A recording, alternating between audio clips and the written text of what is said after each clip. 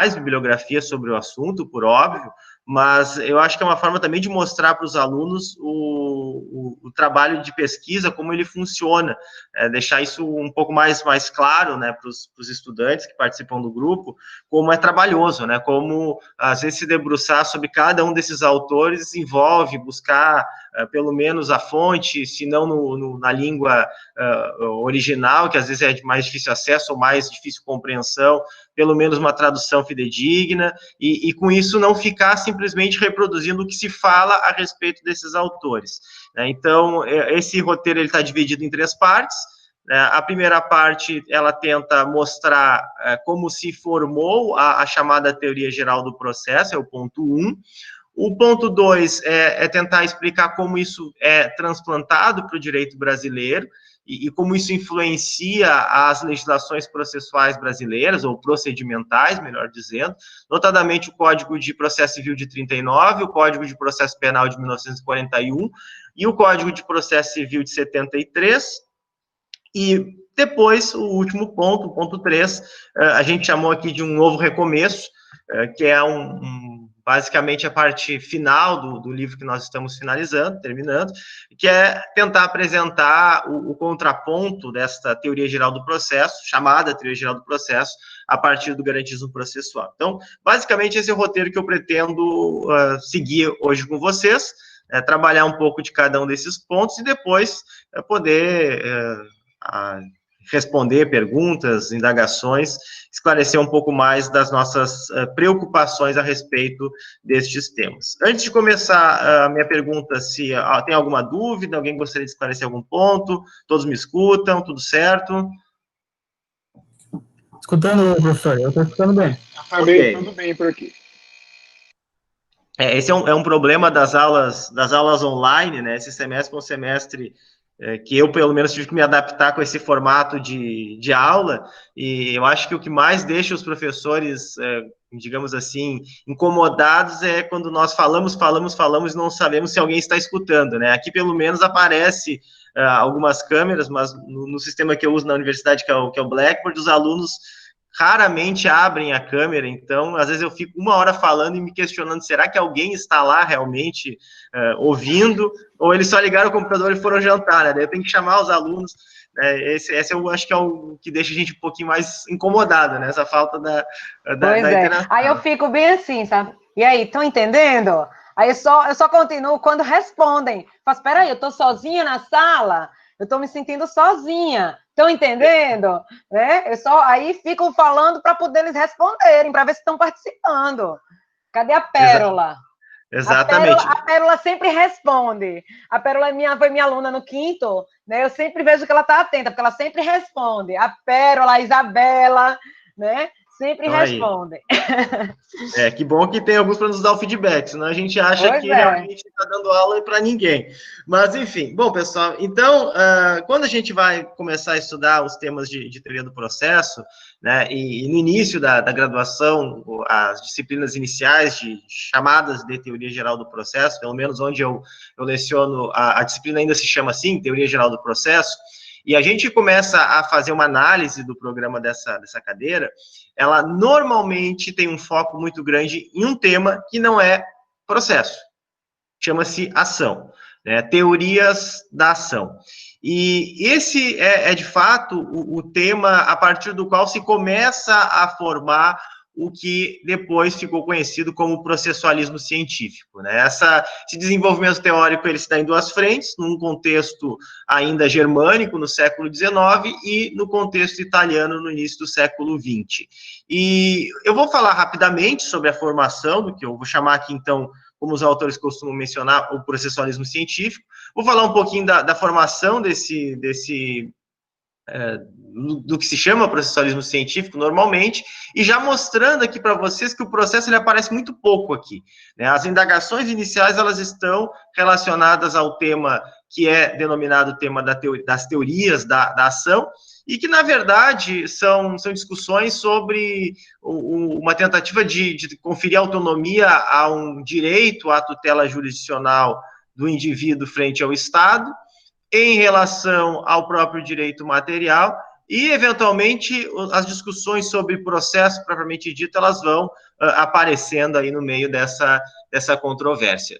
O contexto germânico, ele é importante fazer uma breve observação, uma brevíssima observação, porque quando os alunos começam a estudar esses assuntos, eles se deparam com muitos autores que estão discutindo conceitos do direito romano, né? E principalmente, no âmbito da ação, o conceito de ação que era desenvolvido por Celso, né, que aparecia no Corpus Juris Civilis, de que a ação seria o direito de perseguir em juízo aquilo que é devido, né?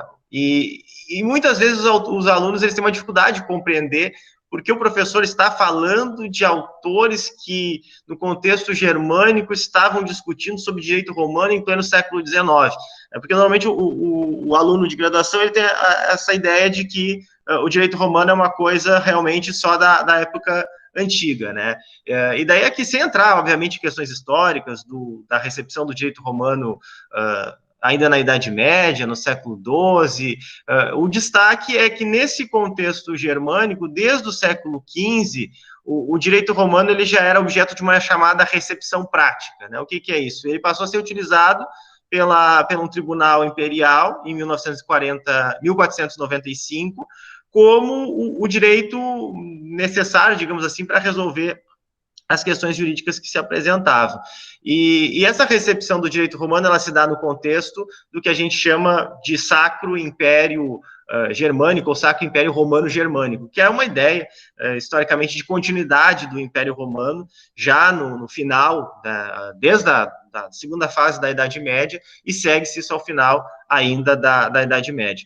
Então, quando a gente vai começar a estudar o direito germânico no século XIX, os autores ainda estão muito preocupados em estudar os temas do direito romano e tentar traduzir isso para a linguagem moderna, né, para a linguagem atual deles. Não por acaso, a célebre obra de Savigny, ela chama-se Sistema de Direito Romano Atual, né, como se o direito romano ele fosse, né, um objeto de estudo por parte da doutrina que formava uma série de conceitos, tentando atualizar tudo isso para o contexto germânico, e sempre com um diálogo entre conceitos que eram oriundos do direito germânico e outros que ainda tinham esse tom de romanidade, por assim dizer.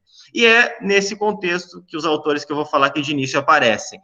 Primeiro, a famosa polêmica entre Winscheid e Mutter, que acontece em 1856 e 1857, e depois a obra de Oscar Bierloff. São duas linhas de pensamento, se a gente for estudar esses textos, que basicamente visam a dialogar com o direito romano, né? Tanto em Winscheid e Mutter são textos de direito romano, né? E o livro do Bierloff, que é um livro de 1868, que é considerado o livro que dá o pontapé inicial no surgimento da ciência processual, como diz a doutrina, ele também é um livro que 70% dele é voltada a discutir o direito romano. Voltada a discutir o direito romano, sempre com essa intenção de dar ao direito romano um tom de atualidade. E, basicamente, a partir dessas duas linhas, é que se forma, então, o início de uma teoria do processo. Então, rapidamente, eu quero fazer usar uma chave de leitura que é um pouco diferente daquela que normalmente nos é apresentada na graduação. A chave de leitura aqui, ela vai passar por duas linhas. Uma delas é a transposição de conceitos que estavam no âmbito do direito material para o que vai-se, então, começar a chamar de direito processual, e a outra é a transposição desses conceitos que estavam no direito privado para o direito público. Essa é a ênfase que eu vou querer trabalhar com vocês nesse primeiro momento. É mostrar essa ideia de uma publicização desses institutos. E aqui eu estou falando de dois institutos de início: ação e processo, não somente de processo. E tudo isso começa lá em 1856, 1857, quando um famoso jurista alemão chamado Bernhard Winscheid, ele escreve um texto sobre o conceito de ação, e nesse texto ele procura, então, explicar a pertinência ou não da utilização da axio romana, nos termos que ela era estudada pelos jurisconsultos romanos, e aqui principalmente o conceito de Celso, né, como eu já dizia antes, ação como direito de perseguir em juízo aquilo que é devido, e ele, então, vai discutir a atualidade desse conceito. Eu não vou entrar aqui a fundo em toda essa questão da polêmica, até muitas dessas questões que eu vou falar aqui de uma forma mais abrangente, se vocês procurarem pelo meu nome lá no YouTube, no canal tem os vídeos, pelo menos dessa primeira parte, eu cheguei a gravar esse semestre, então eu não vou entrar em todos os detalhes, né? Mas o que eu quero destacar aqui? O que esses autores estavam pensando e o que eles queriam discutir? A possibilidade de alguém ir a juízo para buscar a proteção de um direito, ela tem fundamento onde? De onde que decorre a possibilidade de alguém ir a juízo buscar a proteção de um direito? Porque o que imperava até então era a ideia de que se eu sou titular de uma situação de direito material e esse direito é violado, da violação do direito, nasceria a ação. A ação seria a decorrência da própria violação do direito material, né? O que a gente costuma chamar de teoria civilista da ação, porque a gente ainda não falava em direito processual. Então, haveria uma espécie de metamorfose do direito subjetivo respondendo à ameaça, respondendo à violação. Ele, em pé de guerra, nos permitiria, então, ir a juízo e buscar a sua satisfação. O que acontece aqui? A crítica que se acabou fazendo a esse conceito era que ele era incapaz de explicar a sentença de improcedência. Afinal de contas, se a possibilidade de alguém ir a juízo buscar a proteção de um direito decorre da lesão desse direito, se a sentença for de improcedência, eu exerci ação sem ter o direito correspondente para o seu nascimento. Claro que aqui ainda é uma confusão conceitual muito grande, e que me parece que nos últimos anos, nas últimas décadas no Brasil, ela só piorou, porque essa ideia da ação ainda estava presa ao direito material, ela não era um conceito processual, e a nossa doutrina meio que misturou as duas coisas, acabou sepultando esse conceito de ação de direito material, que é extremamente importante, e que no Brasil nos acompanha ainda nos autores clássicos, como, por exemplo, José Correia Telles e outros autores do século ainda 19 no Brasil, e hoje isso é uma grande confusão, uma grande bagunça, né? Então, como não é o meu foco discutir exatamente esse assunto, eu só quero destacar que Winnicott ele vai fazer uma primeira inserção sobre o tema, ele vai sugerir substituir o conceito de ação pelo conceito de pretensão, porque ele vai dizer que na verdade, a pretensão ela é uma espécie de potência do próprio direito e que não decorre de uma violação, de uma lesão. E Mutter vai fazer uma resposta no mesmo ano, em 1856, que é uma resposta extremamente ácida, extremamente áspera, na qual ele vai dizer, olha, Vinci não entendeu nada do direito romano. Porque, na verdade, o que os romanos chamavam de ação está ligado à ideia de agir em juízo. E está ligado principalmente a algo que no ambiente do chamado processo formulário romano se ligava a um direito que o indivíduo tinha frente ao Estado, mais precisamente frente ao pretor romano. E ele vai dizer basicamente o seguinte, olha, o que os romanos entendiam por ação se explica do seguinte modo, se eu vou até o pretor, que era o responsável não só por exercer a jurisdição, mas também por atos de império, ele tinha, digamos assim, o pretor romano ele era um juiz com muito mais poderes que o juiz atual, pelo menos deveria ser, tecnicamente falando, embora muitas vezes a doutrina dá ao juiz atual áreas de pretor romano, só que o pretor romano ele era eleito, ele tinha uma legitimidade que, digamos assim, é um pouco diferente do modo como a gente constrói a legitimidade do juiz atual. Então, nesse modelo do processo formulário, a parte ia até o pretor, ela narrava uma determinada situação, trazia o réu a juízo, porque o réu tinha que ser trazido a juízo juntamente, e o pretor ia verificar se aquela situação ele tinha prometido dar proteção ou não. Porque o pretor, ele, quando eleito, ele proclamava o édito, ele dizia quais eram as situações de direito material que ele iria proteger, e se ele verificava que aquela situação se encaixava ou não no édito, e depois, num segundo momento, ele faz até alguns ajustes para enquadrar novas situações, que é a fase, digamos assim, mais criativa da jurisdição pretoriana, no direito romano, ele concedia a fórmula. E conceder a fórmula era basicamente dizer o seguinte, olha, você tem direito à tutela jurisdicional. Você tem direito à tutela jurisdicional, só que agora nós vamos ter um procedimento, que é o procedimento do Ordem Judiciário Privatório, que era uma espécie de procedimento privado, onde nós vamos ter um iudex, que é uma espécie de árbitro ou juiz, que vai instruir a causa e vai responder ao quesito que nós vamos colocar aqui na fórmula. E Mutter vai associar a ação a isso. Ele vai dizer que, olha, a ação, na verdade, dos romanos, ela não está atrelada à existência ou não do direito.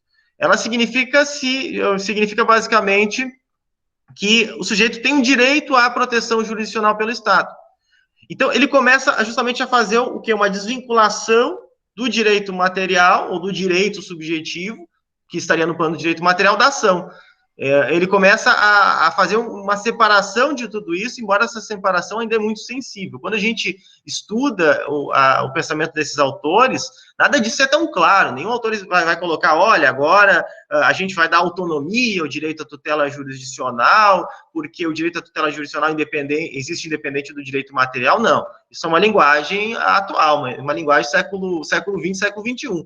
Na verdade, esses autores eles ainda estão começando a identificar que o direito a obter a tutela jurisdicional do Estado, ele é um direito que independe da própria existência do direito material. E Mutter é essencial nisso. Mutter é o autor que vai dar início a esse discurso. Só que 2 pontos aqui devem ser destacados. Normalmente se diz que aqui nós estamos no nascimento, no início da formação do direito processual. Primeiro destaque, nós não estamos falando de processo, nós estamos discutindo outra coisa. Numa linguagem atual, nós estaríamos discutindo o direito à proteção jurisdicional, o direito à tutela jurisdicional. Na linguagem dos direitos fundamentais, o direito à proteção jurisdicional, e nos remeteríamos ao artigo 5º, inciso 35 da Constituição brasileira, se fôssemos falar isso atualmente. Então, esses autores não estão falando de processo, eles estão falando de direito à proteção jurisdicional. Ponto 1. Ponto 2. Isso que antes gravitava no âmbito do direito material começa a ser deslocado para o âmbito do direito processual, o que vai se chamar, então, de direito processual.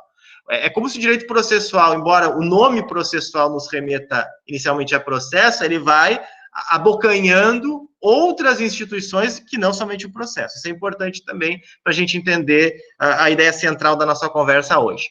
E mais um ponto que esse, em regra, é esquecido, é sonegado quando os autores falam da famosa polêmica que se estabelece aí entre Windsor e Mutter.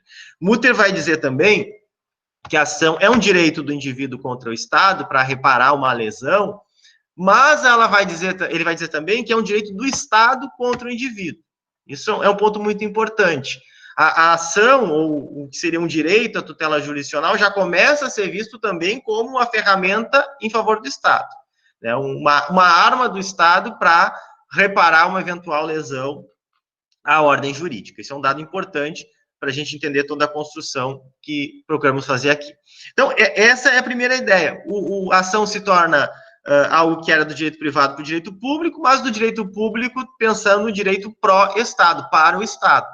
Não estou falando de direito público aqui como direito fundamental do indivíduo, direito de proteção contra o Estado ou coisa do gênero. É um direito do Estado, assim como é um direito do indivíduo à ação. Ponto 1. Bom, o passo seguinte está lá na obra de Oscar Bierloff.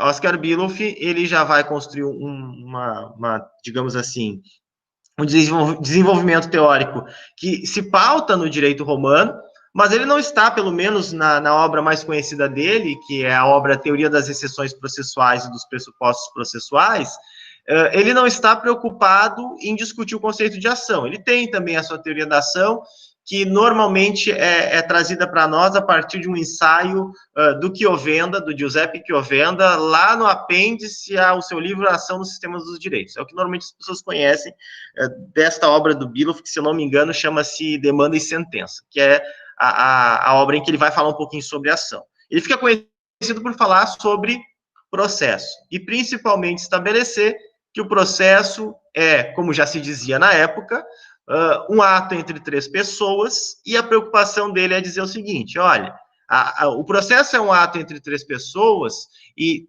dentre essas 3 pessoas eu tenho autor e réu e tenho o Estado juiz. né? E daí vem aquele desenho que eu costumo dizer, né, aquele esquema que deve ter algo de diabólico, ou enfim, né, que todos os alunos de processo na graduação chega a dar um nervoso. É a única coisa que eu sei que todos lembram, né, é aquele esquema da relação jurídica processual autor, juiz e réu, né, que normalmente se faz esse esquema para tentar explicar, olha, então para o Biloff o processo é uma relação jurídica que tem de um lado o autor, tem acima dele o juiz, que é o Estado, e tem o réu na mesma situação de igualdade com o autor.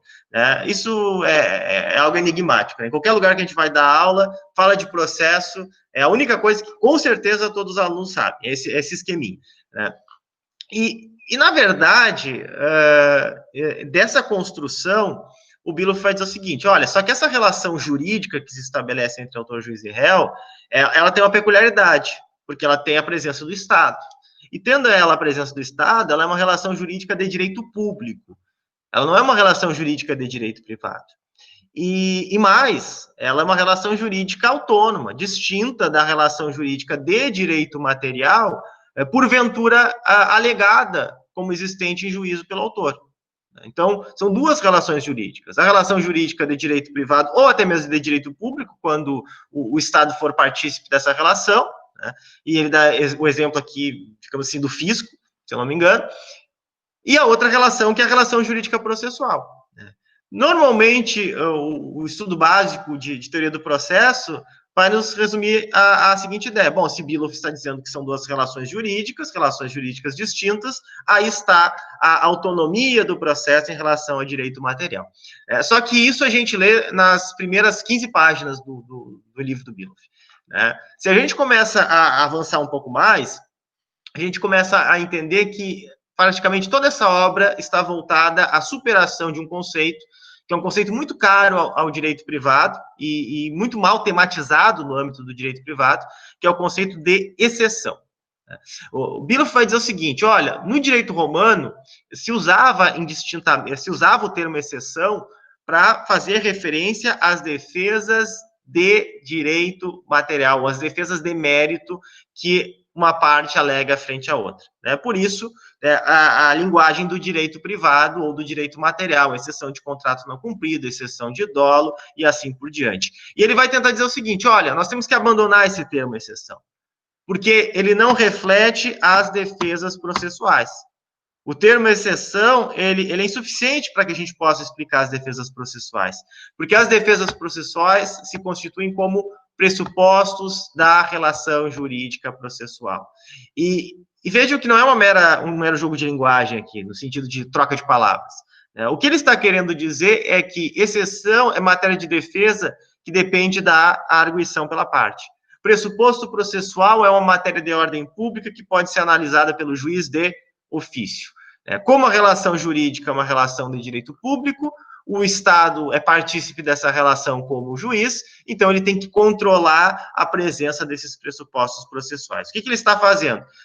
Municiando o juiz com poderes para atuar de ofício em detrimento das partes. É o início de projeto, por assim dizer, que está lá no cerne da formação da ciência processual. Não por acaso se costuma dizer que Biloff é o pai da ciência processual. E essas questões depois elas vão ficando um pouquinho mais reforçadas, quando a gente começa a fazer uma análise mais densa, por assim dizer, do pensamento do Biloff, que não é o nosso caso aqui, mas principalmente quando a doutrina identifica ele como um dos, digamos assim, precursores do chamado movimento do direito livre, principalmente pela obra Ofício Judicial e Lei e Ofício Judicial, ou Lei e Magistratura, que é a obra em que ele começa também a dizer que a função jurisdicional também tem um aspecto, digamos assim, concorrente com o legislador na criação do direito. E isso depois começou a ser visto, né, mas já num panorama bem posterior, nessa ideia de que Biloff tinha de protagonismo, de proeminência para o Estado juiz no âmbito da relação jurídica processual. E aqui a gente consegue ver também aquele movimento que viu com o tema da ação. O processo, que até então era visto como um contrato, ou, para usar a expressão dos franceses, como um quase-contrato, ele se torna relação jurídica de direito público, sem abandonar conceitos do direito privado. O conceito de relação jurídica é um conceito que era usado no direito privado, tal qual o conceito de contrato. A grande questão aqui é essa migração do processo para o direito público.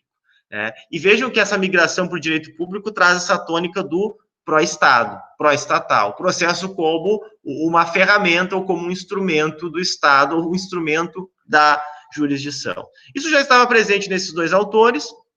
A formação do processualismo científico ou da ciência processual, ela, no contexto germânico, ela se consolida em 1888 com Adolf Wahr, um livro que, na verdade, ele é publicado em, se eu não me engano, 22 de dezembro de 1888, normalmente as pessoas dizem que é de 1889, e que, na verdade, é um livro que sedimenta a ideia, não só a respeito do processo, mas principalmente a respeito do direito à tutela jurisdicional, como um direito independente do direito material.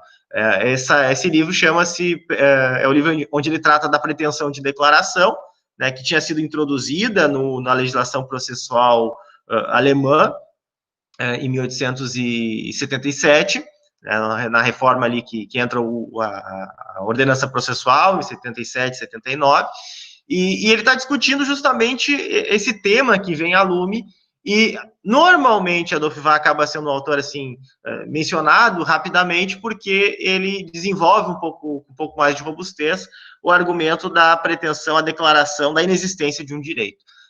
Isso, de certo modo, é muito importante para essa ideia de construir um direito processual autônomo em relação ao direito material, porque vai ficar muito fácil de, logicamente, dizer o seguinte, olha, tanto há um direito à tutela jurisdicional independente da existência do direito material, que se a parte for a juízo para buscar a declaração da inexistência do direito, a própria legislação prevê essa possibilidade, E isso é uma forma muito clara de dizer, olha, há um direito à proteção jurisdicional do Estado, inclusive para dizer que não há direito material.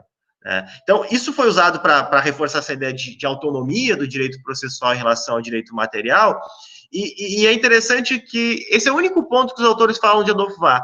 A parte importante dele, por exemplo, de combate à prova de ofício, de combate a poderes oficiosos ao juiz, a defesa de elementos liberais ao processo, isso normalmente é bastante esquecido. Isso não é por acaso, porque essa consumação do processualismo científico germânico é a consumação de um direito processual que se preocupa muito pouco com o processo. É um direito processual que está mais preocupado em discutir temas como ação, como pressupostos processuais, como conceito de partes, tentando dar a esses temas uma, digamos assim, generalidade, que possa depois ser transplantados para outros ambientes procedimentais que não são o ambiente procedimental civil, mas muito pouco se preocupa em falar em processo no sentido de estabelecer qual é a finalidade do processo a que ele serve. O processo acaba sempre sendo um apêndice, um penduricalho, algo que, ao fim e ao cabo, reforça o exercício do poder jurisdicional. Só que há um ponto importante aqui, que isso tudo não chega a ganhar tanta força legislativa, pelo menos quando vem à lume a ordenança processual alemã, que seria, digamos assim, uma espécie podemos chamar um código de processo civil alemã. Isso não é tão forte digamos assim, nesse ambiente legislativo. E por isso, sempre é importante aqui fazer uma menção, eu vou fazer muito no passado também, se alguém tiver interesse, eu gravei 3 vídeos sobre esse autor, que é Franz Klein. Franz Klein é um autor que está no contexto austríaco, mais precisamente na época do Império Austro-Húngaro, e ele tem uma participação decisiva na construção da ordenança processual austríaca de 1895 e que entrará em vigor em 98. E esse autor é importante porque ele claramente tem um discurso contra o modelo liberal de processo, é um discurso que, de certo modo, revigora o que existia tanto no contexto austríaco quanto no contexto prussiano, que traduziam-se em modelos de processo nitidamente absolutistas, nítidos do absolutismo ilustrado do século XVIII. Então, isso é importante porque ele faz digamos assim, uma reciclagem de tudo isso numa legislação que ganha o tom de ser uma legislação nova, voltada a oferecer uma justiça rápida, segura e barata. Esse é um slogan que até hoje nos acompanha.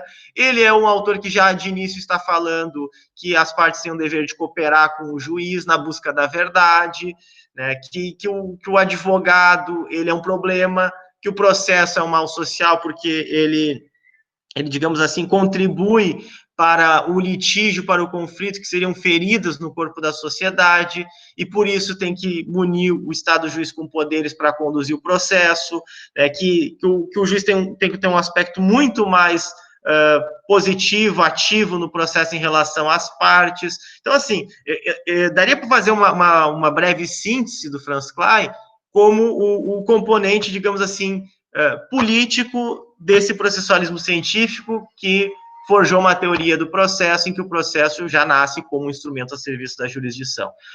Eu estou tentando ser o mais sintético possível, por isso que eu estou trazendo essas outras opções para quem quiser aprofundar esses assuntos. O Franz Klein, ele tem muita coisa interessante para ser dita, mas, assim, teoricamente, ele não é tão robusto como esses outros autores.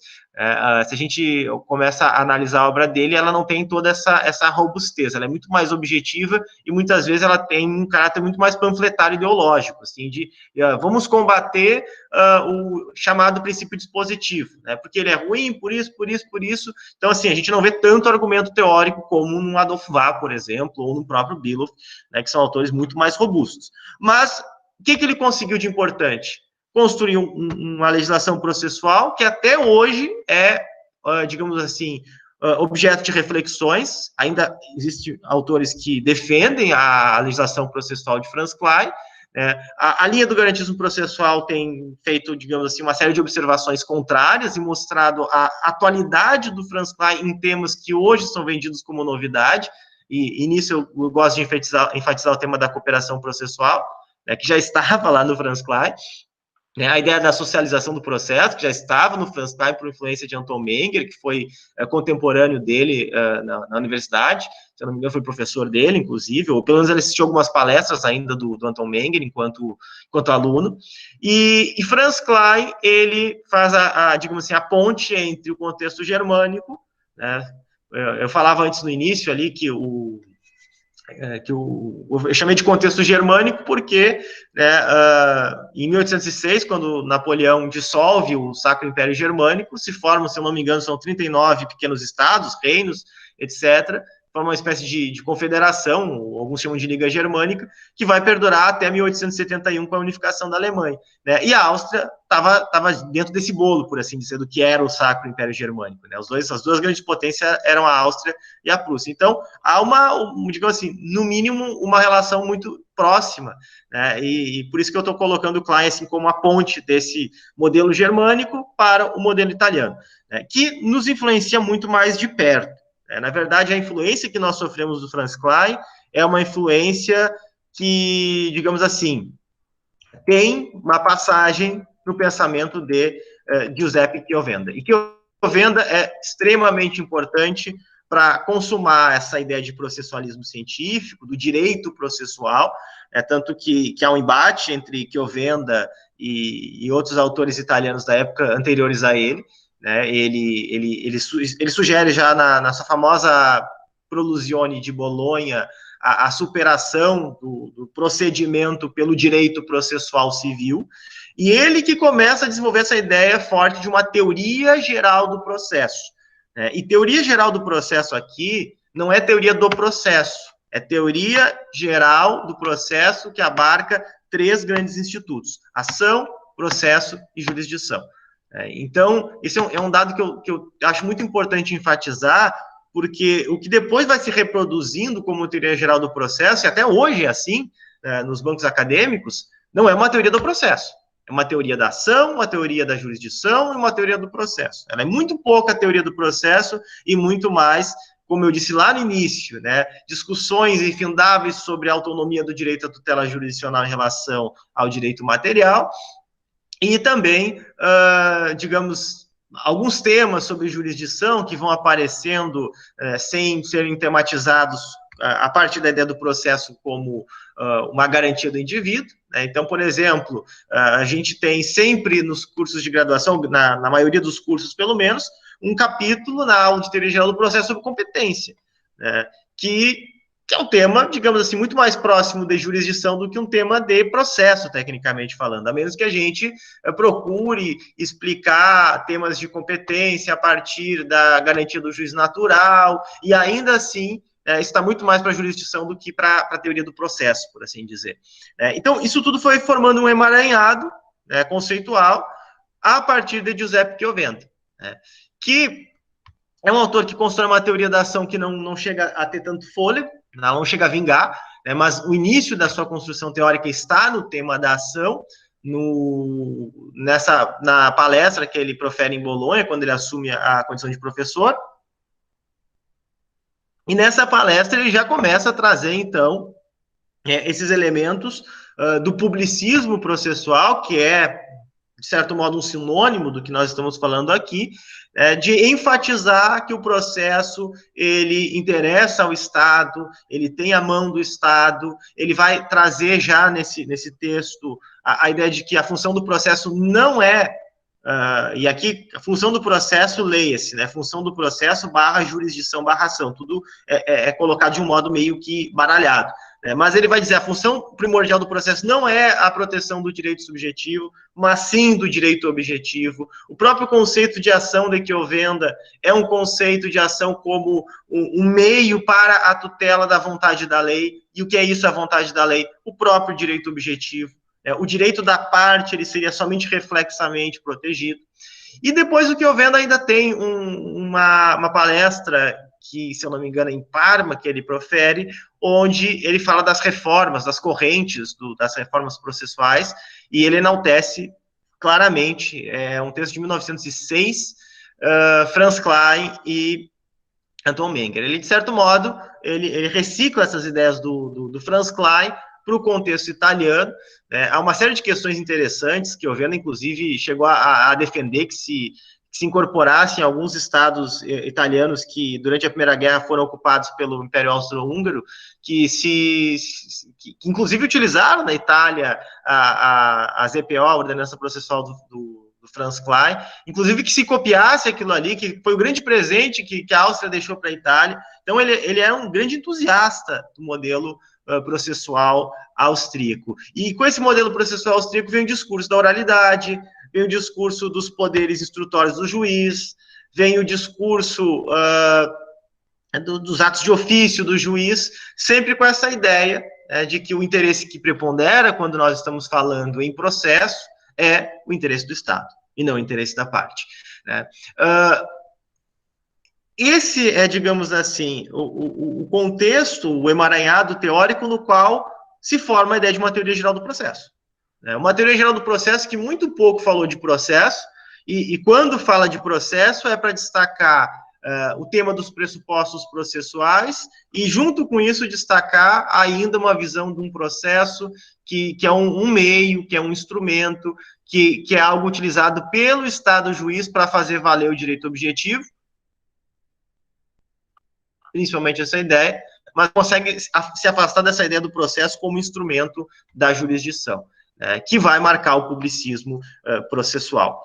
Tudo isso, e que Chiovenda acaba sendo uma ponte importante para nós, no contexto brasileiro, no contexto português, grosso modo no contexto latino-americano, porque é a partir dele que essas ideias vão começar a se disseminar durante o século XX.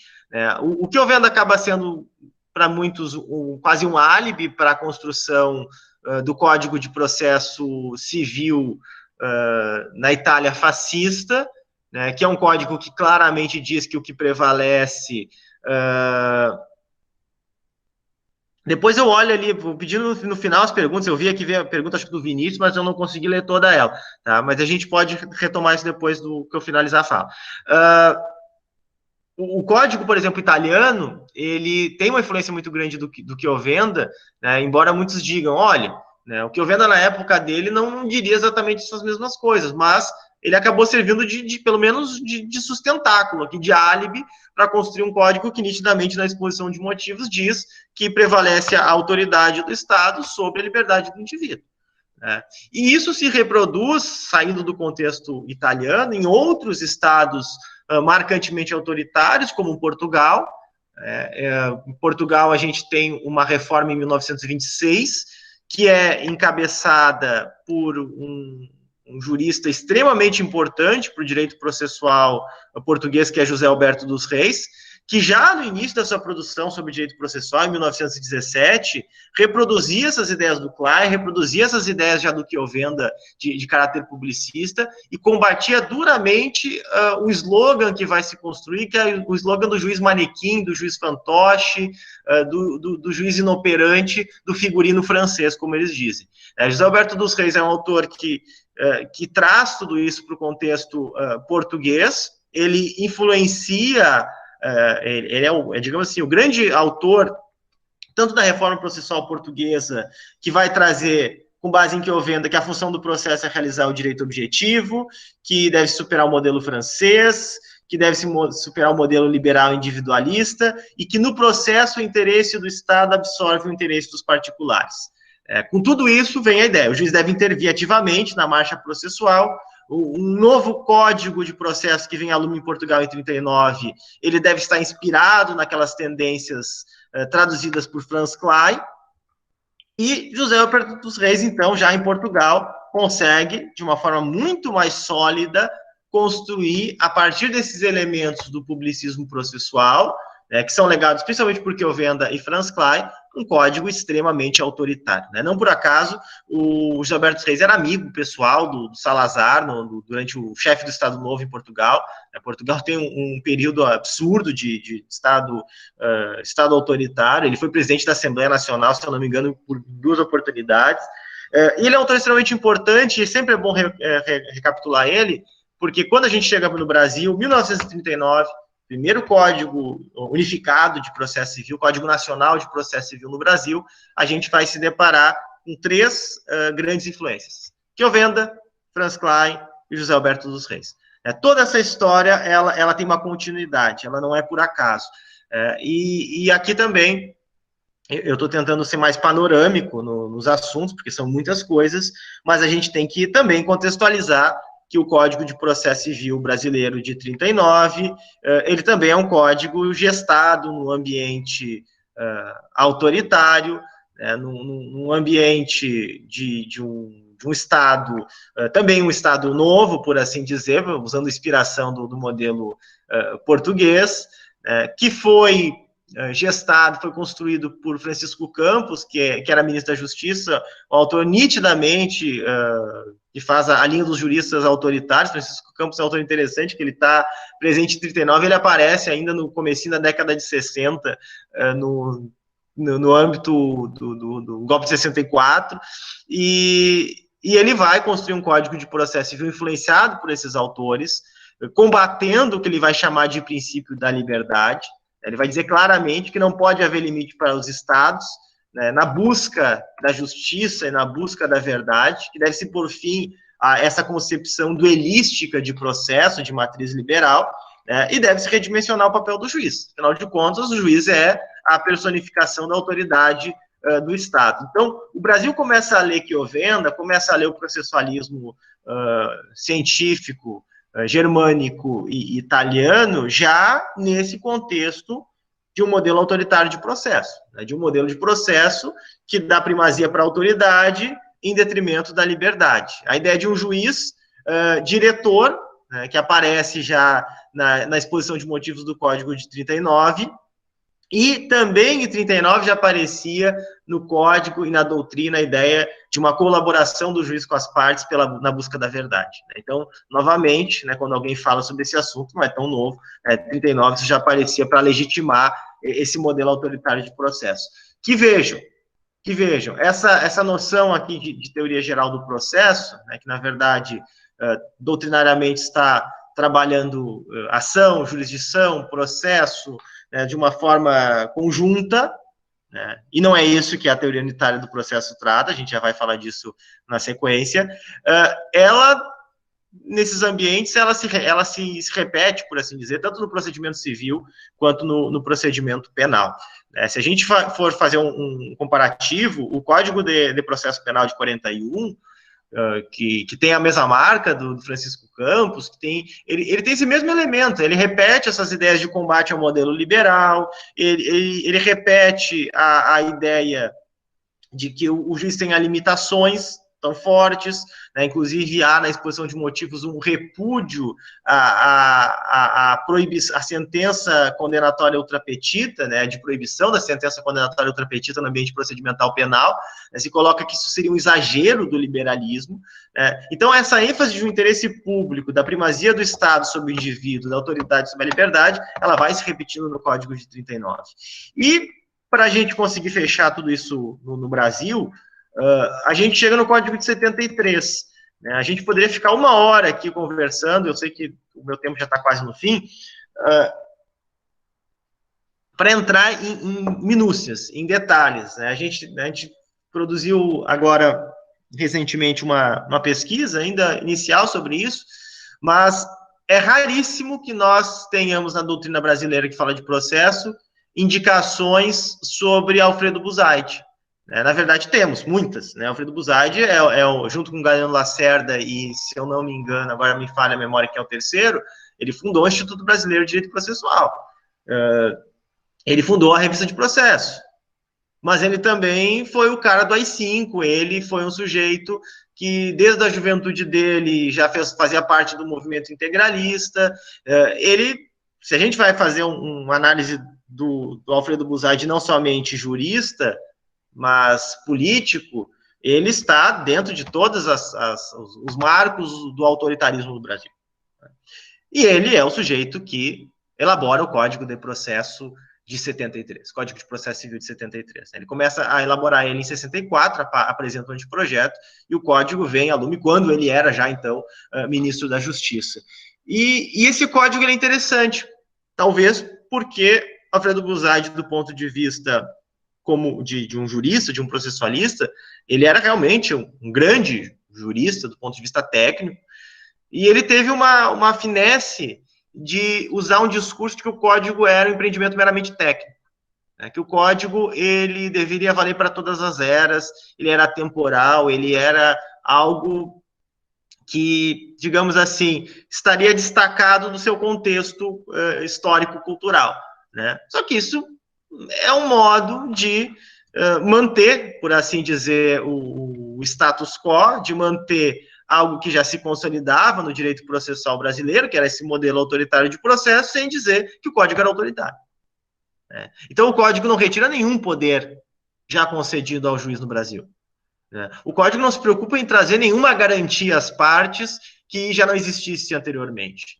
Né? O Código de 73, na verdade, é um projeto de continuidade disso que nós estamos vendo, que marca a formação da chamada teoria geral do processo. O publicismo, o instrumentalismo, uma visão de processo em que prevalece a autoridade sobre a liberdade.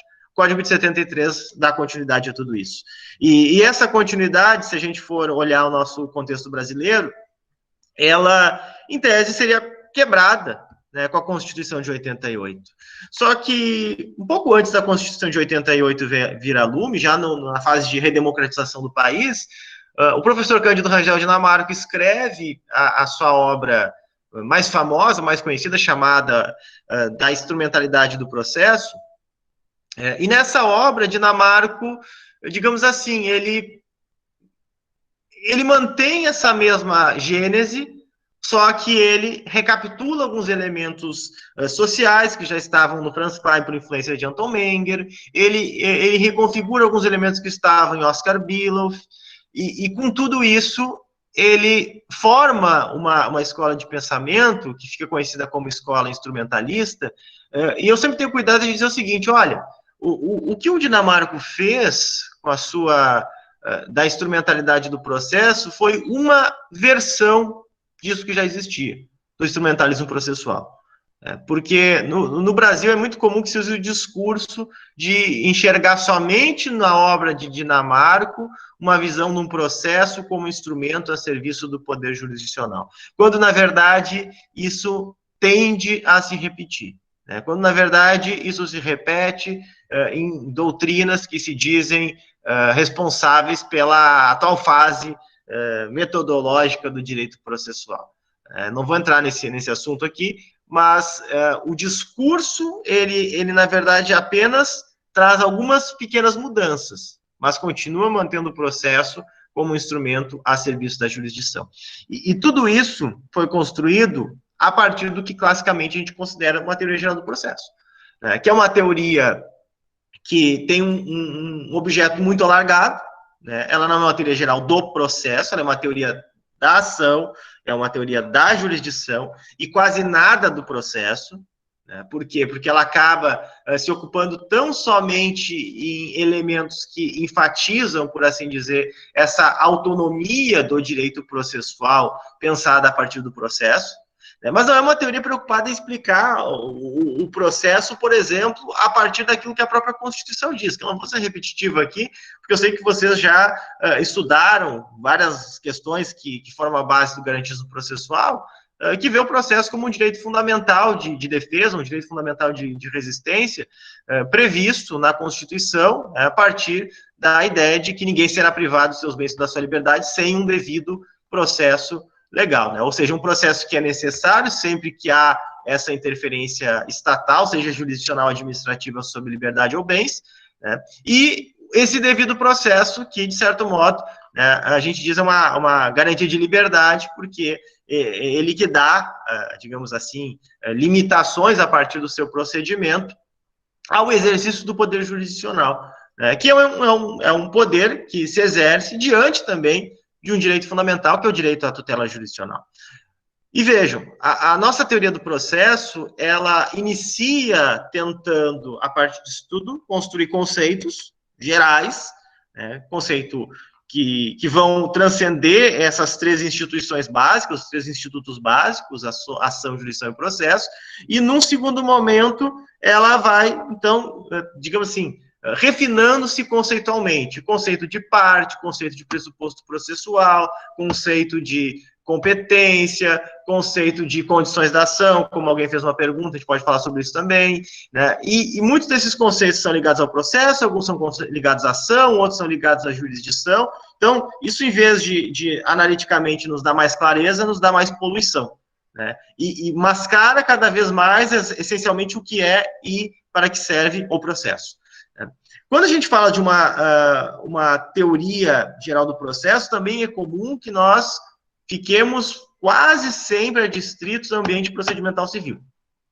Quase sempre adstritos ao ambiente procedimental civil. Muitas vezes esses conceitos que são construídos no ambiente procedimental civil acabam sendo transplantados para procedimento penal. Só que aqui vem um ponto interessante também, porque muitas vezes eles são gestados a partir da legislação infraconstitucional, né? O CPC, por exemplo, Código de Processo Civil, ou de Procedimento Civil. Então, a gente pega o artigo 6º, que fala em cooperação processual, a gente pega o artigo que fala em dinamização danos à prova, e tudo isso sai da legislação infraconstitucional e vira, digamos assim, conceitos de uma teoria geral do processo, e que, num segundo momento, conseguem ser replicados em outros ambientes procedimentais sem lei que instituam eles. Porque tudo isso está dentro dessa grande teoria do processo. O que o garantismo processual nos diz sobre isso, né? Na verdade, me parece que a visão de teoria do processo do garantismo processual, ela é muito mais, digamos assim, modesta, num certo aspecto. Por que ela é muito mais modesta, num certo aspecto, né? Essa ideia de uma teoria unitária, que pode ser uma teoria unitária do processo, pode ser uma teoria unitária da ação e também da jurisdição, mas eu vou ficar concentrado na ideia de uma teoria unitária do processo, né? Primeiro, a observação muito comum no garantismo processual de que a Constituição não adjetiva processo, né? Processo é uma instituição de direito constitucional, né? Por isso o garantismo processual não deixa de ser uma dogmática do direito constitucional. É uma dogmática do direito constitucional positivo brasileiro, né, num primeiro aspecto. Talvez ele possa se espraiar para outras constituições nessa mesma análise, mas ele é uma dogmática constitucional. Ele olha o processo como um só tema dentro de um tema maior, que é o direito constitucional, e dentro do direito constitucional, um subtema que seria a teoria dos direitos fundamentais. E ele se concentra em um ou em alguns direitos fundamentais que estão relacionados ao devido processo, né? Contraditório, ampla defesa, motivação das decisões, etc. Mas todos os direitos fundamentais ligados à noção de devido processo. E considerando que a Constituição não faz adjetivações, as adjetivações se dão no âmbito do procedimento.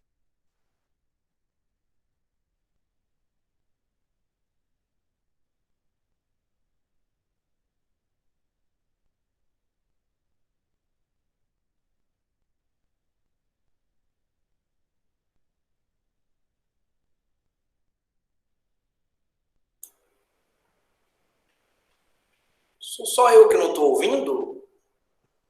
Não, eu acho que ele caiu. Deixa eu mandar mensagem aqui para ele, espera só um pouquinho.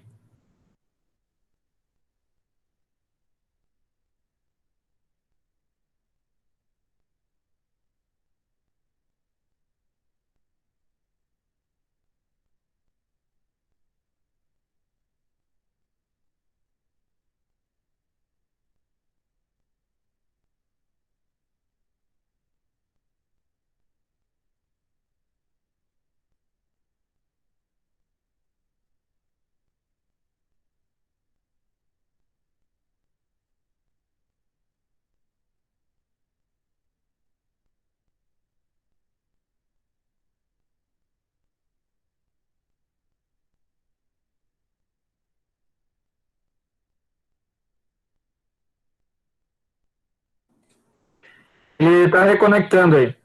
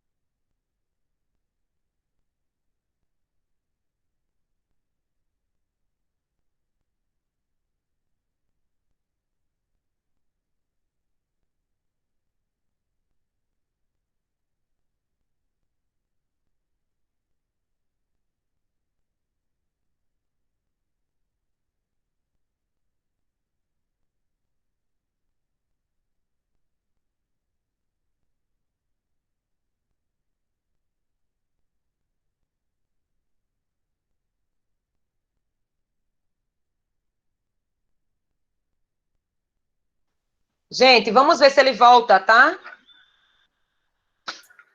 Joia. Aê! Voltou!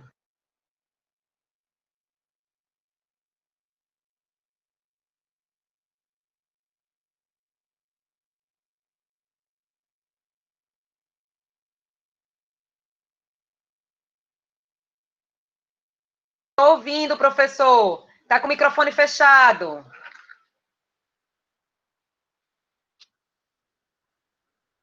Abre o microfone, professor. Aê! Agora sim. Bom, caiu minha conexão aqui, eu já estava no finalzinho. Nós estamos com um tempo bem feio aqui no Rio Grande do Sul. Né? O William é testemunha, né? Nós não estamos no mesmo lugar, mas nas mesmas cidades, mas está bem feio o tempo aqui, né? Provavelmente deve ter sido isso. Mas vamos lá, continuei aqui no telefone. Me escutam? Posso continuar? Pode continuar. Ok. Bom, então, como eu dizia, a chamada teoria unitária do processo, né, o garantismo processual, ele, digamos assim, se afeiçoa muito mais a essa ideia de uma teoria unitária do processo, partindo primeiramente desse pressuposto, que quando nós falamos em processo ou de teoria do processo, nós estamos falando de uma dogmática jurídica, e é claro, a gente poderia discutir se o termo teoria seria o melhor, o mais adequado aqui, mas utilizando a expressão que já é empregada de teoria unitária do processo, nós temos alguns autores também no contexto latino-americano que empregam essa expressão, como Omar Benaventos, me parece que ela é muito mais, digamos assim, modesta, no sentido de que ela se concentra em estudar o processo, né? O processo como direito fundamental e outros direitos fundamentais que compõem essa ideia de um devido processo. E deixa outros temas, como a ação ou como a jurisdição, para os seus, digamos assim, para suas correntes ou seus desenvolvimentos teóricos próprios. O processo ele é visto como uma teoria chamada unitária também, justamente porque não há distinção aqui entre processo civil, penal, trabalhista. A Constituição, ela não faz as distinções. As distinções vão se dar justamente onde? Nos ambientes procedimentais. E claro, não há nenhum problema que, eventualmente, os procedimentos, eles se comuniquem no estabelecimento de assuntos comuns, como o caso do tema dos pressupostos processuais. Agora, nada obriga que eu tenha os mesmos pressupostos processuais no ambiente procedimental civil e no ambiente procedimental penal, né? E isso também nos conduz a outro ponto importante, né? Que é questionar exatamente todas essas instituições da chamada teoria geral do processo e repensá-las e contrastá-las com essa visão do processo que se dá a partir do texto constitucional, né? Então, isso também se torna muito importante. Alguém tinha perguntado sobre condições da ação. Me parece que condições da ação não é tecnicamente um tema de teoria do processo. Ele é um tema muito mais teorizável no âmbito do chamado direito à tutela jurisdicional, né? Ou, se quiserem usar ainda, né, no âmbito do tema do direito de ação, né, que eu particularmente acho que o que entra aqui é o direito à tutela jurisdicional. Condições da ação podem ser estudadas nesse plano, né, mas não no plano de uma teoria do processo, né? Então, ainda um caminho muito grande a ser percorrido, né? Há uma série infindável de temas que ainda merecem ser explorados nessa perspectiva. E o mais importante, que me parece que quando o garantismo processual apresenta essa ideia de uma teoria do processo, uma teoria unitária do processo, em contraponto a essa clássica teoria geral, ele já parte de uma outra forma de olhar o processo, né? Ele já parte de um outro, digamos assim, de uma outra base normativa, não mais como sempre aconteceu na clássica teoria geral do processo, uma teoria que se construi a partir do direito infraconstitucional, né? Não, o nosso ponto de partida é o direito constitucional, é a Constituição, melhor dizendo, o direito constitucional positivo, é a Constituição e não o direito infraconstitucional. Eu acho que esse é um primeiro ponto muito importante para traçar uma distinção entre a teoria geral do processo e a teoria unitária do processo. E me parece também que é digamos assim, uma premissa que faz toda a diferença, que é não enxergar o processo como um instrumento a serviço do poder jurisdicional, como tecnicamente se pensou a partir desses influxos do processualismo científico, do publicismo, mas pensar o processo para as partes, né? O processo como uma garantia ou como um direito fundamental, um direito fundamental de defesa da parte frente ao Estado. Me parece que a partir daí a gente consegue dar o início a uma tentativa de reconstrução, né, do que tecnicamente seria uma teoria do processo. Eu acho que é basicamente isso, pessoal. Desculpe se eu me alonguei muito, né? Tem muitas coisas para falar, mas fico à disposição então para a gente poder conversar um pouquinho melhor sobre os assuntos que foram tratados. Muito obrigado. Quem é que quer fazer a pergunta para o professor Igor? Quem gostaria de perguntar? Alguém gostaria de perguntar?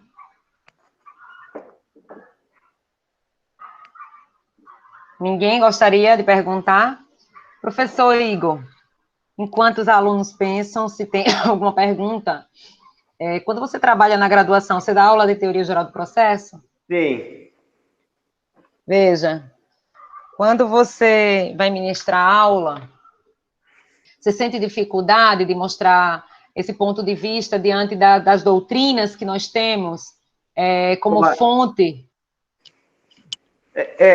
Na verdade, essa é uma coisa que eu sempre comento, né? Eu trabalho em teoria geral do processo já há alguns anos na graduação, né? A Natasha, que é minha esposa também trabalhou alguns anos em teoria geral do processo na graduação, e a gente sempre diz que essa é, dentre as disciplinas que estão ali no âmbito do direito processual, a mais difícil de trabalhar. E eu me parece que continua sendo a mais difícil, né?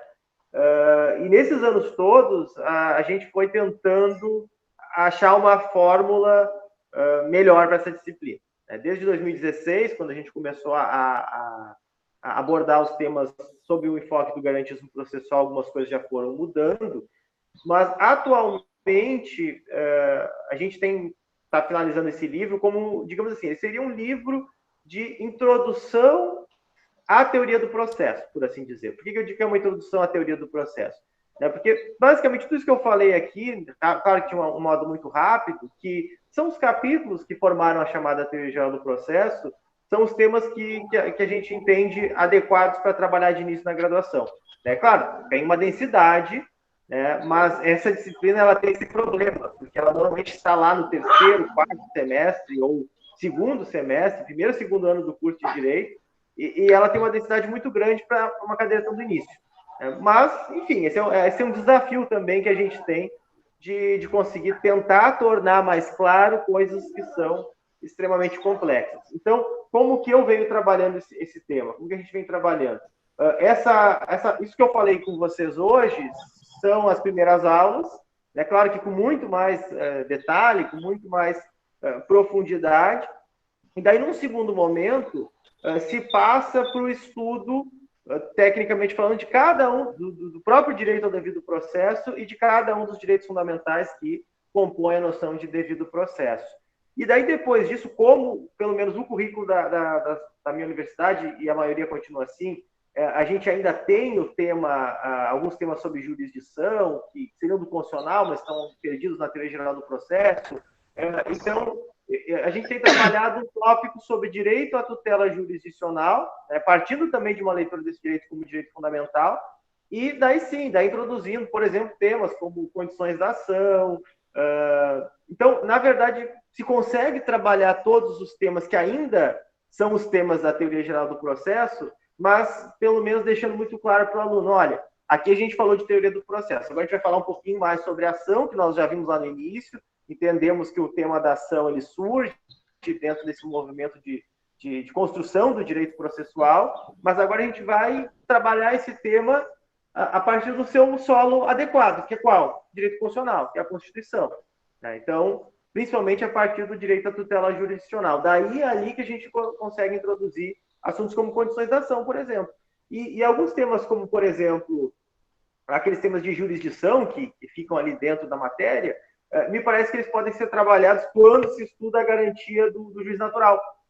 Claro Sim. que o esforço ele acaba sendo maior, porque quando, dentro de uma visão unitária do processo da jurisdição também, quando a gente vai trabalhar a teoria, garantia do juiz natural, e daí vai trazer todo aquele contexto histórico, do juiz natural como uma garantia contra juízo dos tribunais de comissão e o poder de evocação que existia no absolutismo, isso a gente já começa a mostrar, olha, isso é um freio contra o poder do Estado. E daí, claro, a competência acaba sendo um tema relacionado a uma garantia que é a garantia do juiz natural. Então, ao invés de fazer o tema da competência um tema de jurisdição, ele acaba se tornando um tema de processo, desde que conectado nesses termos. Só que qual é o problema quando a gente fala de uma teoria unitária? É que daí eu sou obrigado a trabalhar com os alunos a competência não só no âmbito procedimental civil. Então, me parece uma opção trabalhar isso somente no aspecto do que a Constituição traz sobre regras de competência e fazer digamos assim, uma análise mais panorâmica no procedimento civil, no procedimento penal, eventualmente até no procedimento trabalhista, isso ser trabalhado melhor lá nas cadeiras de procedimento mesmo, processo civil 1, processo penal 1, ou processo do trabalho. Então, assim, eu acho que é possível, até com os currículos que nós temos, trabalhar com uma teoria unitária do processo, trabalhar essa teoria numa perspectiva garantista, sem ficar devendo matéria. Sem ficar devendo matéria. Tem uma pergunta aqui, peraí, deixa eu ver. Pelo que tenho lido, a doutrina dominante não é garantista. Como ele, enquanto professor de TGP, passa essa visão garantista para seus alunos, ao mesmo tempo que ele usa como referência doutrinadores que a metodologia da faculdade trabalha e que não são garantistas? Eu não uso. Na verdade, sim, a universidade onde eu trabalho, a gente tem alguma bibliografia básica que está no programa, mas ela não é obrigatória para o professor. Então, nesses últimos semestres, os textos, ou são textos que eu indico de fácil acesso, como os nossos textos do garantismo processual, dos colegas que estão sempre juntos nessa empreitada, ou textos que nós mesmos confeccionamos. Não tem outro jeito. Claro que, por exemplo, a gente apresenta o pensamento de autores instrumentalistas. Me parece que é importante também fazer esse contraponto. Mas de uma forma, digamos assim, um pouco enviesadas. Assim como os autores instrumentalistas, quando se falam sobre garantismo, falam de um modo, digamos assim, crítico, no sentido de colocar não como a doutrina mais adequada, do mesmo modo, quando nós trabalhamos os autores instrumentalistas, é mais para contextualizar. Olha, no Brasil, o instrumentalismo se forma nesse contexto. Atualmente, a gente verifica vários autores contemporâneos que estão no currículo, no referencial da disciplina, com vários traços instrumentalistas ou publicistas que nós estudamos, como, por exemplo, daí sim, a gente faz um juízo crítico, digamos assim, dessas doutrinas, mas eu não utilizo, não, e proíbo, entre aspas, os alunos a utilizá-las. Pelo menos, se forem utilizá-las, eles já vão ter toda essa visão para fazer isso criticamente. O Carol, deixa eu fazer uma pergunta. Primeiro, falar pro Igor que eu acho que a câmera dele está ao contrário, viu, Igor? Você ficar com o celular. Aí ficou bom. Aí ficou excelente. Tá. Ficou bom agora. Eu não vou abrir minha câmera, cara, porque acabou a energia aqui na minha casa e eu tô com internet 3G aqui tentando falar com vocês, né? Perdi boa parte da aula porque chegou um ciclone bomba aqui no Paraná, com ventos fortíssimos, enfim, então a gente está sem energia. Meu amigo, uma preocupação que vem circundando há muito tempo as minhas reflexões no garantismo e movendo a minha produção, eu tenho certeza também que a sua, a do Edu, do Diego, do Júlio, do Matheus, enfim, todos nós, do Lucião, do William também, essa apropriação que a doutrina forjou da jurisdição sobre o processo e também, hoje, sobre a ação, né? Porque o juiz está podendo tudo. Ele está podendo até flexibilizar o conhecimento do mérito em razão da primazia do mérito, né? Já tem gente aceitando alargamento do mérito pós-saneador, porque a vedação do código pode ser flexibilizada, para você ter uma ideia. Gente defendendo isso daí expressamente em texto. Então, o que eu quero, a provocação que eu quero fazer para você é uma provocação mais simples até, e que serve principalmente para os nossos membros, nossos alunos do curso. Você não vê, não acha que a doutrina, eu falo aqui da doutrina do Fred Didier, falo da doutrina do Daniel Assunção Neves, falo da doutrina corrente, que os alunos usam no dia a dia, do Marinoni, com Mitidier e Orenhart, enfim, os livros que normalmente são utilizados em processo civil, e aí eu posso falar também de processo penal, que não muda muita coisa nesse sentido. Que ao se falar em tutela processual, tutela efetiva e justa, eles estão falando sobre jurisdição e não sobre processo? Meu amigo, aqui também o tempo está ruim. Eu estou no celular porque caiu a internet também. Não sei se o William ainda continua nos acompanhando. Né? Continua. Também Voltou, também tem luz. Bom, também estou pelo celular também. Então, assim, me parece que esse é um outro ponto que eu acho que talvez seja uma questão sequencial no desenvolvimento garantista, que é não traduzir, por assim dizer, um desprezo à ideia de uma tutela jurisdicional efetiva, mas desde que isso seja tematizado no seu lugar adequado. É por isso que eu dizia antes, como os alunos vão sair da cadeira de teoria geral do processo, entre aspas, e vão entrar lá no processo civil 1, e vão... Eu leciono na faculdade de TGP e processo civil 4. Né? O processo civil 4 pega a parte de tutelas provisórias e procedimentos especiais, e para o TGP. Então, eu pego a primeira e a última do curso. Como eu não sei quem vai trabalhar o resto, né, eu tenho esse cuidado de não ficar só na teoria, no que seria uma teoria do processo, mas entrar já também um pouco nesses assuntos. Só que aí que é o ponto. Eu acho que esses autores, eles acabam, talvez até em razão dessa ideia de teoria do processo que nós temos, né? Que a gente vê muito claro isso em Chiovenda e todos os autores que surgiram a partir dele. Né? A teoria geral do processo, ela cuida de 3 institutos, né? Ação, jurisdição e processo. E se a gente tirar o processo, essas discussões sobre tutela jurisdicional efetiva, elas são, digamos assim, melhor tematizáveis se a gente estudar o tema do direito à tutela jurisdicional. Ou, se quiser, tema da ação, né? Que, em regra, seguindo uma linha ovidiana, em alguma medida pontiana, né, a gente acaba vendo a ação processual não como um direito. Né? O direito é o direito à tutela jurisdicional, é uma pretensão à tutela jurisdicional, uma pretensão à tutela jurídica por parte do Estado. E aí a ação processual como o agir do titular desse direito em juízo para obter essa tutela jurisdicional. E esse agir se dá, obviamente, no bojo do processo. Né? O processo é justamente como garantia de liberdade, ele que digamos assim, me dá o devido espaço de autonomia, ou de liberdade ativa, de freedom, para poder exercer todas as meus poderes, faculdades, direitos, ônus, etc., para obter essa tutela jurisdicional efetiva por parte do Estado. Então, eu acho que esse é um tema que ele pode ser visualizado na perspectiva do indivíduo, não do Estado, se a gente enxergar, olha, todas essas questões que envolvem tutela efetiva, elas estão ligadas a um direito fundamental do indivíduo também, que é o direito a uma tutela jurisdicional efetiva, que deve ser adequada à situação do direito material. Acho que não há nenhum problema em falar isso. O problema é quando a gente começa a verificar que o processo é só um meio para isso, e quando é o contrário. Né? Quando o processo e jurisdição estão numa tensão permanente. Né?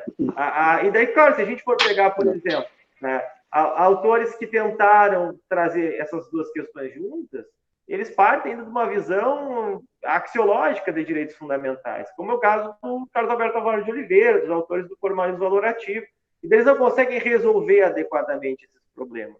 Né? Eu não sei se o Rafa está por aí, o Rafa também está assistindo, né? A gente até esses tempos conversava sobre isso, e que, na verdade, eu estou diante de 2 direitos fundamentais. Só que o ponto aqui é o seguinte, né? O direito fundamental ao devido processo, quando ele vem plasmado na Constituição, ele deixa muito claro um espaço de regulamentação pelo legislador. Né? Esse devido processo se constrói legislativamente, né, como um freio, como um limite ao poder jurisdicional. É possível que em razão de um direito à tutela jurisdicional, que também é um direito fundamental, eu possa ter, eventualmente, intervenções na área de proteção do direito fundamental ao processo. Me parece que isso é possível dentro da dogmática dos direitos fundamentais, desde que essa intervenção seja constitucionalmente justificada. Né? Então, por exemplo, quando eu tenho a concessão de uma liminar em caso de extrema urgência, tirando eventuais visões que são garantistas, mas me parece que daí são um pouco exageradas, né, de que uma concessão de uma tutela cautelar liminar, uma tutela antecipada liminar em casos de extrema urgência, ela nem é atividade jurisdicional, coisa do gênero. Né? A gente sabe que o Glauco, por exemplo, tem essa visão. Mas, digamos assim, seriam inconstitucionais todas as liminares, né, todas as tutelas antecipadas e cautelares concedidas liminarmente? Ou, na verdade, o que a gente tem que verificar aqui é se eu consigo justificar constitucionalmente essa intervenção sobre a garantia do contraditório, né? E como que eu justifico ela constitucionalmente? Em quais situações? E daí a proporcionalidade entra como um assunto muito importante, né? Porque se eu tenho, por exemplo, aqueles casos que não são de urgência extremada, a concessão da tutela antecipada liminarmente ou depois, ela vai atingir o mesmo resultado, né? Então, do ponto de vista de... eu vou ter uma identidade de resultado, né? Os 2 meios são adequados para atingir o fim, que é a tutela jurisdicional do direito, mas um é muito mais gravoso, porque ele impacta diretamente na área de proteção do direito ao contraditório, enquanto a concessão da liminar após ouvir a parte, da tutela antecipada após ouvir a parte contrária, não vai ser tão gravosa, né? A questão da necessidade do meio menos gravoso. Então, me parece que a questão, o passo seguinte, aí a gente construir também uma dogmática capaz de dar conta destes problemas. Talvez o passo seja o passo seguinte, digamos assim, do garantismo processual, para que nós não fiquemos taxados de autores que somente se preocupam com o processo, mas não estão nem aí para a efetividade dos direitos. Acho que seria mais ou menos isso. Veja, a minha pergunta, você foi bem além do que eu até queria extrair de você, meu amigo, porque essa realmente é uma questão fulcral. Quando o Rafa esteve aqui conosco, né, a gente já começou uma discussão sobre isso. É algo que, isso que você tratou, é o que é talvez o principal objeto da tese que eu estou desenvolvendo no doutorado. Mas a questão que eu queria colocar para você especificamente, e que eu acho que a grande dificuldade que os alunos têm de compreender o pensamento garantista, é uma confusão de base.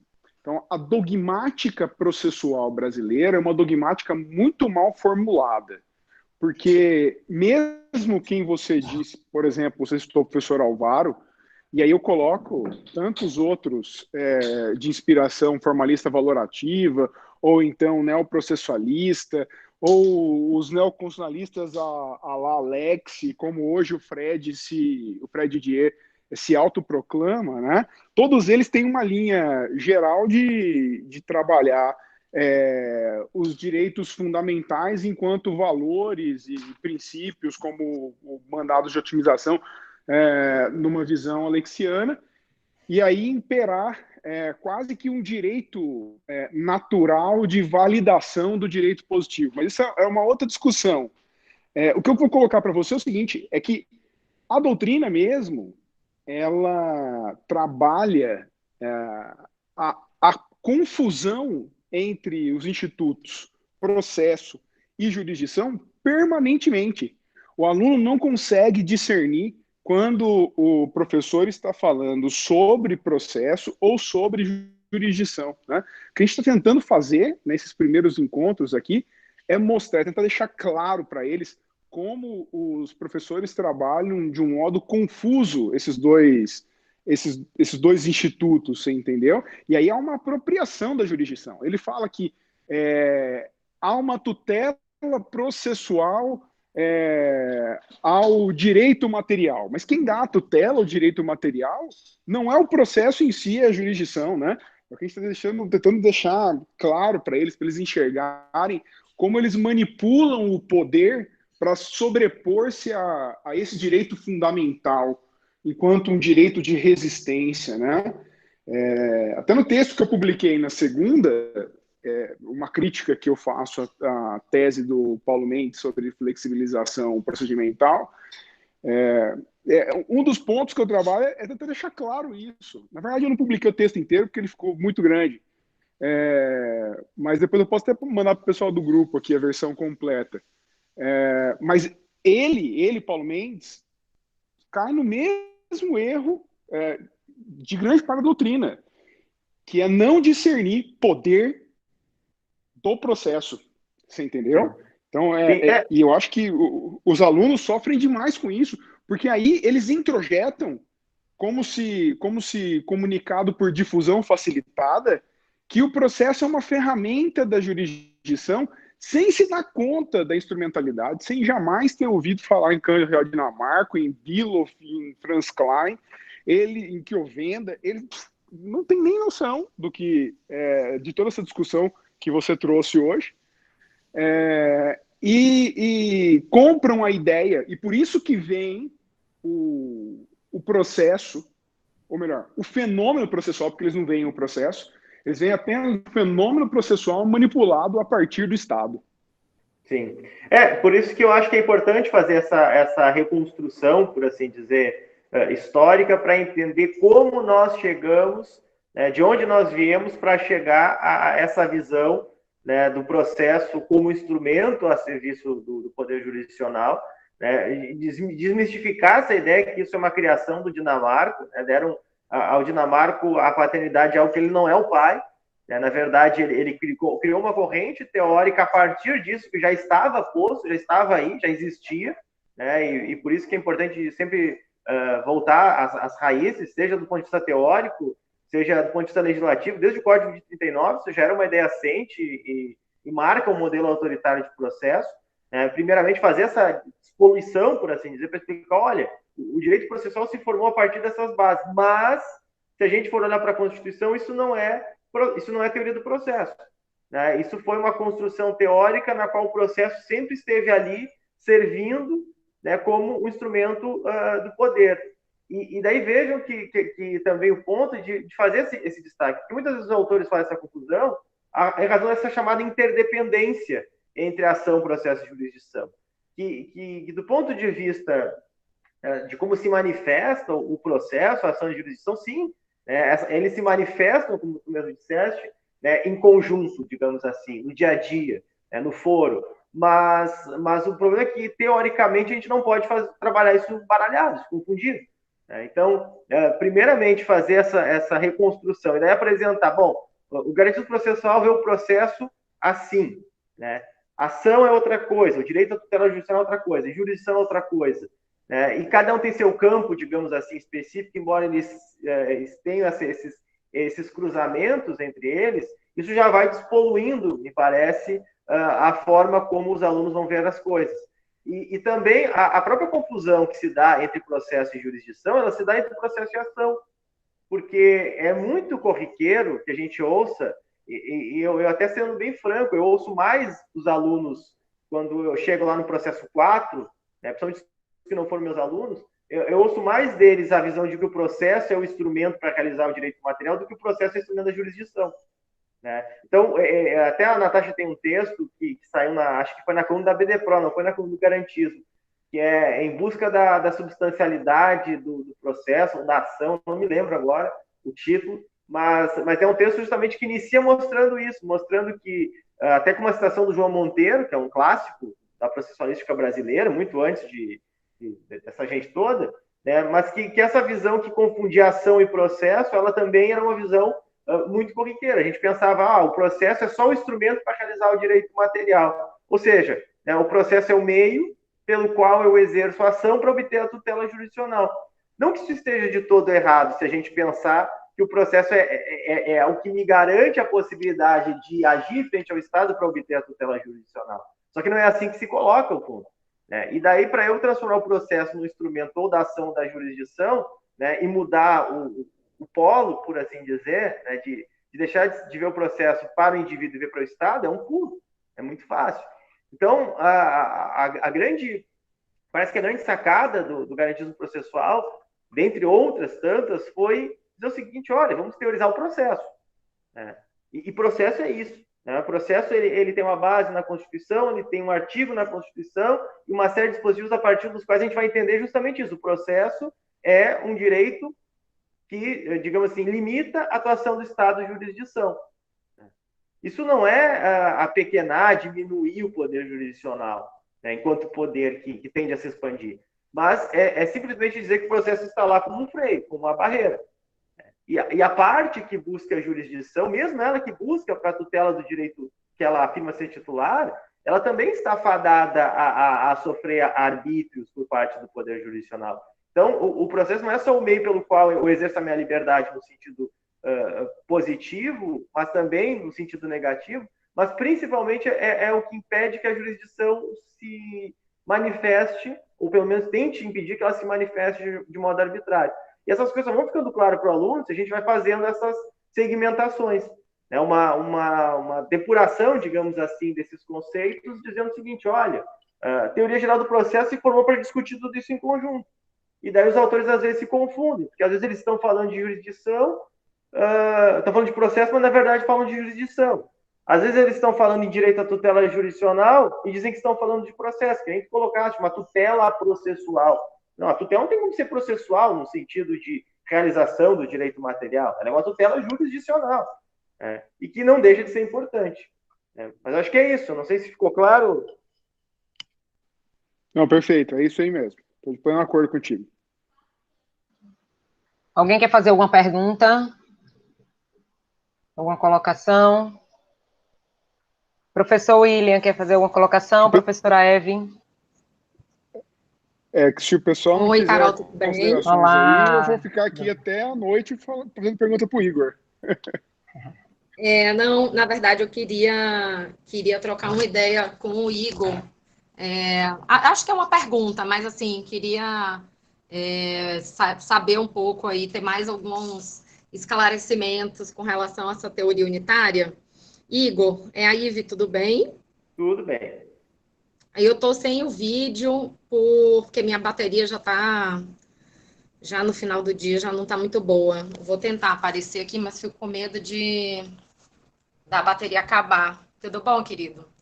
Tudo certo. Então, eu estava, enfim, eu já li os textos, né, na coluna Garantismo, a Natasha tem um texto também sobre isso, né, e realmente eu já, desde a primeira vez que já conversei, já ouvi vocês falando sobre isso, eu acho super interessante, mas assim, queria ver se você acha que faz sentido essa colocação. Enfim, eu, quando estudei na faculdade, você provavelmente também, a gente deve ter mais ou menos a mesma idade, a gente viu que a teoria, enfim, clássica, né, como a gente estudou de forma clássica a teoria já do processo, estava lá. Jurisdição, ação, processo, quando muito, defesa, enfim. Só que a impressão que eu tinha, e aí quando você leu Dinamarca, que eu li, e até quando você leu aquele livro do Fred sobre a teoria geral do processo, e acho que o Igor caiu, gente. Carol, confirma aí. Acho que o Igor caiu. Vou segurar até a pergunta. Caiu. Vamos ver se ele volta. Senão eu jogo aqui na Voltou, roda. voltou. Voltou? Igor. Abre o microfone, professor Igor. Voltei. Voltou. Tá, eu acho que você escutou, né? Eu acho que eu te vi cair, eu parei de Eu onde eu perdi o estava. final o que seria a pergunta mesmo. Então, aí a gente lendo até o Dinamarca, lendo o Fred, a gente tem aquela impressão de que tudo gravita em torno da jurisdição e que o processo seria, assim, um veículo de exercício aí do poder estatal. De acordo com o que me parece é que a proposta de vocês é a gente meio que reangularizar enfim, a abordagem da discussão, colocando o processo como se, enfim, no lugar que ele merece, de elemento principal, mas eu acho que a gente não deixaria de estudar esses outros elementos, já que você parte dos elementos dessa teoria do processo seriam as garantias constitucionais, se eu bem entendi. E aí, nesse caso, não teria como a gente não estudar, enfim, a jurisdição e o direito aí do jurisdicionado a ter uma resposta do Estado. Então, não sei se você concorda comigo, foi o que me pareceu, assim, é que, na verdade, a gente está colocando os pingos nos is. Claro que eu não estou dizendo que é a mesma coisa, mas, assim, a gente está mudando o foco e mudando aí a direção que se dá na análise de cada um desses institutos e aprofundando, porque quando a gente vê no estudo, né, clássico aí sobre teoria, clássico que eu digo assim, o mais de massa, né? Os manuais de teoria O tradicional, geral, entendeu? Os manuais de teoria geral do processo acabam colocando o processo como um elemento importante, Ou seja, ele fica muito restrito ao que a gente, dentro da divisão que o Edu se propôs, fica muito parecendo que é um estudo do procedimento. Então, quando a gente estuda a teoria geral do processo, a gente tem jurisdição em cima. É que, na verdade... Aí a gente vem procedimento é o que eu dizia e ação. antes. Sim. É o que eu dizia antes, em razão da pergunta do Carvalho. Na verdade, não há nenhum problema a gente falar em direito à tutela jurisdicional e estudar esse direito fundamental, né, e tematizá-lo como um direito fundamental. A questão é que eu não posso, a partir disso, extrair a resposta de que o processo é um instrumento para a obtenção da tutela jurisdicional ou ele é um instrumento da jurisdição. Sim. O processo também é um direito fundamental que merece ser estudado a partir daquilo que a Constituição trata sobre ele. E a teoria geral do processo, ela se formou misturando tudo isso. Sim. Então, me parece que um primeiro intento aqui garantista é fazer uma depuração desses conceitos e separá-los um a um. Gente, eu estou com 1% de bateria, o meu sinal do computador caiu, eu estou sem... Então, se não tem mais perguntas, eu já vou me despedindo para não fechar aqui a conexão. Professor, nós agradecemos, né, o debate e a participação de todos vocês, né, hoje, e acredito que, assim, muitas dúvidas a gente pode discutir junto no grupo, né, e mais na frente a gente pode tirar até mesmo com o professor Igor, né, quando a gente não conseguir sanar através do nosso grupo. Né? Então, assim, professor Igor, muito obrigada, né, professora Eve, William, Antônio, todos os demais participantes e professores aqui do grupo, obrigada pela participação. A gente encerra por hoje, e qualquer dúvida, vamos colocar no grupo, vamos fazer discussão, debate lá no grupo. Se a gente não conseguir esgotar ainda, ficar dúvida, a gente vai lá e perturbar o professor Igor, tá bom? Beijo grande, gente, se cuidem, cuidem-se todos vocês, beijos. Beijo, tchau, tchau. Vamos encerrar por hoje. Tchau, tchau. Tchau, pessoal, um abraço pra vocês aí, viu?